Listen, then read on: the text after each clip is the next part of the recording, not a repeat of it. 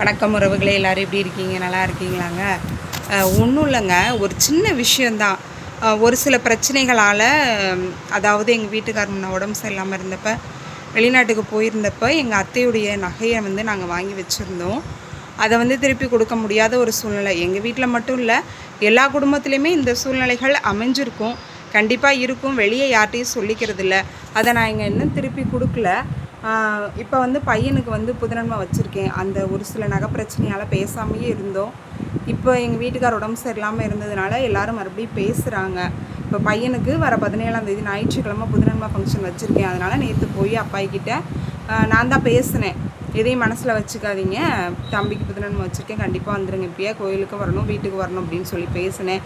சரி அப்படின்னு சொல்லி ஒரு வார்த்தை சொன்னாங்க. எவ்வளவு பிரச்சனைகள் இருந்தாலும் இந்த மாதிரி நல்ல காரியங்களுக்கு எல்லாருமே குடும்பமாய் ஒன்று சேரணும் அப்படிங்கிறத எல்லாருமே எதிர்பார்ப்பாங்க.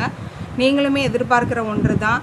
உங்கள் அனைவருக்குமே நான் ஒன்று சொல்லிக்கிறேன். வர 17ஆம் தேதி என்னுடைய பையனுக்கு புதுநன்மை ஃபங்க்ஷன், அதாவது பெரம்பலூர் மாவட்டத்தில் இருக்கக்கூடிய அன்னமங்கலம் கிராமத்தில் புதுநன்மை ஃபங்க்ஷன் வச்சுருக்கேன். கண்டிப்பாக அனைவரும் வாங்க. நீங்கள் வரல அப்படின்னாலுமே என்னுடைய பையனுக்கு உங்களுடைய வாழ்த்துக்கள் கண்டிப்பாக தேவை. உங்களுடைய வாழ்த்துக்களை கண்டிப்பாக சொல்லுங்கள். வீடியோ பிடிச்சிருந்தால் லைக் பண்ணுங்கள். நீங்கள் இன்னும் நம்ம சேனலை சப்ஸ்கிரைப் பண்ணல அப்படின்னு சொன்னால் மறக்காமல் சப்ஸ்கிரைப் பண்ணுங்கள்.